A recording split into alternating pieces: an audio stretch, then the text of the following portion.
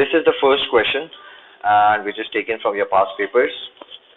So here it is saying that a student set up a tube as shown in the diagram, right? You can see a tube is over there. So concentrated hydrobromic acid produces fumes of the hydrogen bromide, right? Here you can see there is a cotton wool which is soaked in hydrobromic acid, right? And on the other side of the tube you have concentrated aqueous ammonia which is producing the fumes of ammonia gas, right? And on the other side of the tube you have ammonia, right? So first of all, since in this question they are not giving you the formula of both of these compounds, so if I talk about this hydrobromic acid, so its formula would be HBr, right? Similar, just like we have hydrochloric acid, so it's HCl, right? So similarly, this is hydrobromic acid, so its formula is HBr.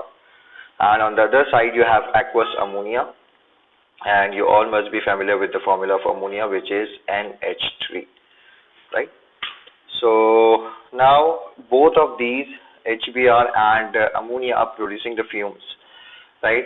So the fumes of hydrobromic acid are traveling from left hand side of the tube to the right hand side, and the fumes of the ammonia are traveling from right hand side to the left hand side of the tube, right? Now at the question they are saying that after some time solid ammonium bromide appeared on the walls of the tube at the point X, right? So when you release these fumes, so what happened that after some time at the point X, this is formed, which is solid ammonium bromide, right? This is formed over there, and so they are asking that why it is formed at the point X, right? So you have to use the kinetic particle theory to explain this result, that why the fumes are being formed at the position X, which is being mentioned at the diagram, right? So since you all know that basically this question deals with the diffusion of the gases, the speed of the diffusion of different gases, and you all know that the speed of the diffusion of gases depends upon the MR, right? Speed or of diffusion, right? It depends upon the MR.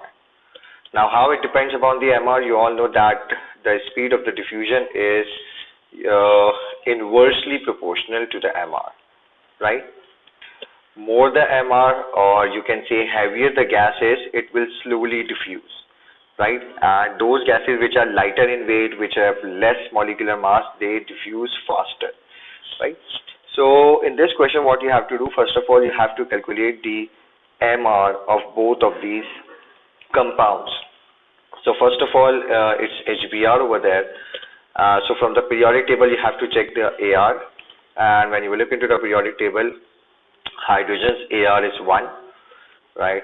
If I list down the ARs, so hydrogen's AR is 1, then you have bromine, the bromine's AR is 80, you can check from the periodic table, right? Similarly you have ammonia. In ammonia you have nitrogen whose AR is 14, and then again hydrogen whose AR is already 1. So if you want to calculate the MR of HBr, so what it would be?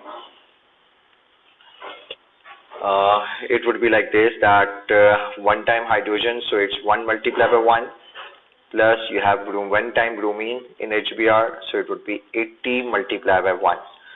So the answer becomes 81. So the MR of HBr is coming out to be 81. Then you have the next compound, which is ammonia, right? And if you calculate the MR of ammonia, so it would be like this, that nitrogen is 14 multiplied by 1 plus 1 multiplied by 3. So it becomes 17.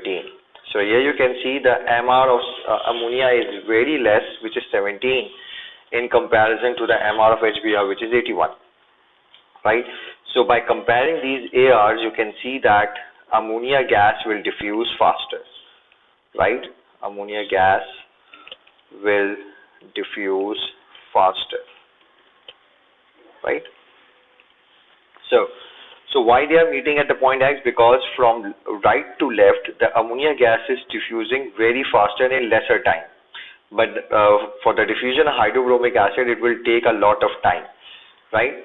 So since ammonia is diffusing very fast, right, so it will cross the center line first, and it will be meeting the hydrobromic acid near to the left part of the tube, right, which is nearly the point X.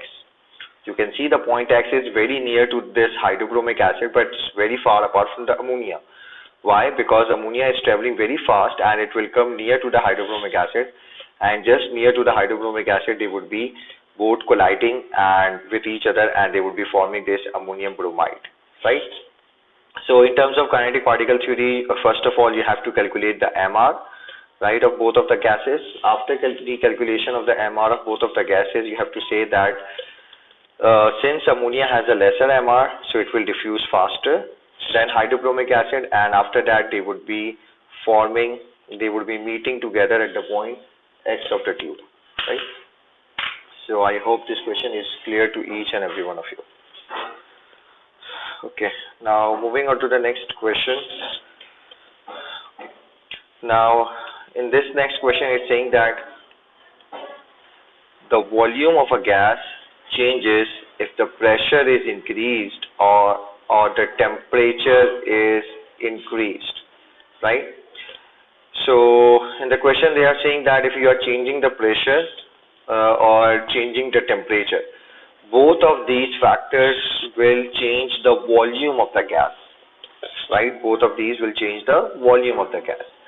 Now in the first part it's saying that describe and explain qualitatively, right, the effect of increasing the pressure on the volume of a gas if the temperature remains constant, right? So what you are doing, let's suppose that you have a container of gas, right, and you all know that in the gas the particles are very far apart from each other, right? So they are saying that explain qualitatively the describe of the effect of the increasing the pressure, right? What you are doing, you are increasing the pressure. So let's suppose that you have a piston over there at the top of this container, right? And what you are doing, you are applying the pressure, right? So here it is, I'm applying the pressure in this container. So what will happen if you apply the pressure or the force onto this container? So initially this is the volume of the gas, right? This is the whole container is basically the volume of the gas. So if you will apply the pressure, what will happen? By applying the pressure, the particles of the gas will come closer to each other, right? And the gas will get compressed. Because why it will get compressed? Because there is a lot of empty space present in between the particles. So there is an empty space which can be occupied by the particles, so that's why they can come closer to each other, right? So by applying the pressure, the particles will come closer to each other and the volume of the gas will get decreased, right? So they were asking you the effect on the volume, so you have to write that the volume of gas would get decreased, right? The volume of the gas would get decreased. Because why it is getting decreased? Because by applying the pressure,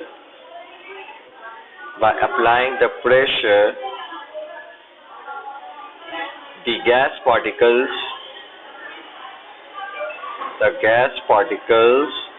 will come closer to each other,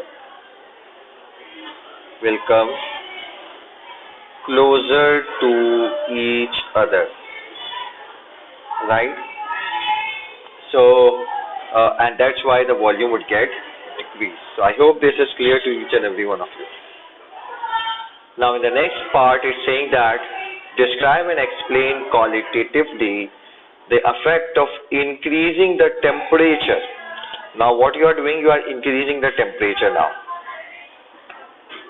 And of the gas, if the pressure remains constant, you are keeping the pressure constant, and what you are changing the temperature, right? So again, for example, if I draw a diagram, right, and let's suppose that initially you have this amount of volume over there. This is your gas confined in a container, right? So initially this is the volume of the gas, and let's suppose that right now its temperature is 25 degrees centigrade, let's suppose. So if you increase the temperature, in the question they are saying that you are increasing the temperature. So if you want to increase the temperature, for example, let's suppose that you increase the temperature up to 50 degrees centigrade. So what will happen? By increasing the temperature, the kinetic energy of the molecules would get increased, right? Because when the temperature would get increased, you are increasing the heat energy. And when you are increasing the heat energy, what will happen? The particles will vibrate or move with more and more kinetic energy. And when the kinetic energy would get increased, what will happen? The gas will get expand. The particles will move far apart from each other and the gas will get expand. So because of this expansion, what will happen? The piston will move upward and finally the volume would get increased. Why the volume get increases? Because by applying the heat energy or by increasing the temperature, the particles kinetic energy increases and they move far apart from each other and the gas get expands, right? So here you have to write that volume of gas would get increased, right? By increasing the temperature, what will happen, right? The volume of the gas would get increased because by increasing the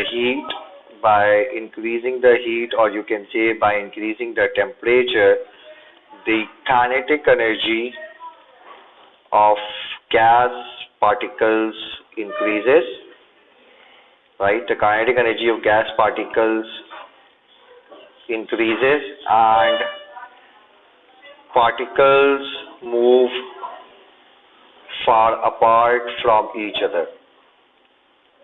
And particles move far apart from each other, resulting in increase in volume, right? And as a result, what happens? Resulting in increase in volume of gas. So I hope this answer is clear to each and every one of you. Okay, now moving on to the next question. Now in the next question it's saying that francium is a highly reactive metal of the group 1, right? And the table shows the information about two isotopes of the francium. Okay, so here is the table given to you. One of the francium atom is given to you whose atomic number is 87, and here you can see its mass number is 223, right? 87 and 223. So here you can see they are saying that the number of protons are 87, right? And the number of neutrons are 136. So you have to calculate the electrons, and similarly you have to solve the isotope for number 2. So you have to complete the table. So how I would complete the table? First of all, since the number of protons are 87, right, and you all know that if an atom is neutral, right, whenever an atom is neutral, so neutral atom means that its protons and electrons are always equal, right? So here you can see there is no charge, nothing plus or minus is written over there at the formula of this francium. So it means that this atom of francium is neutral. So if it is neutral, so the number of protons and electrons would be equal. So since it is having 87 protons, so the number of electrons would also be equal to 87 as well, right? Okay, now moving on to the second row, and in the second row here you can see they are asking first of all for the symbol, right? So the atomic symbol, obviously since it is an isotope of francium, so atomic symbol would be remaining same. First, just recall the definition of isotope. I hope you all remember the definition of isotope. Isotope are the atoms of the same element having same protons but different number of neutrons, right?